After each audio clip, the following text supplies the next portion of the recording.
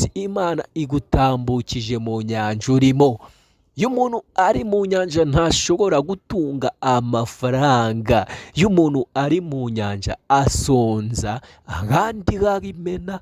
Iyo umuntu ari mu nyanja buri munsi ahora agwaye. Ariko iyo umuntu ari mu nyanja ni imyaku, imikoshi, agahinda ndetse n'imibabaro. Iyo umuntu ari mu nyanja ntacyo agira, mu gihe abandi batera imbere ibye biramanuka. Rero uyu munsi Imana igucishe mu nyanja urimo, izere ko Imana yavuganye nawe yuko izakugirira neza, idashoboye guhagarika icyo yavuze ku buzima bwawe itagikoze. Yavuze ko izakurinda, yavuze ko izaguha inzu, yavuze ko izakuzamura, yavuze ko abana bawe baziga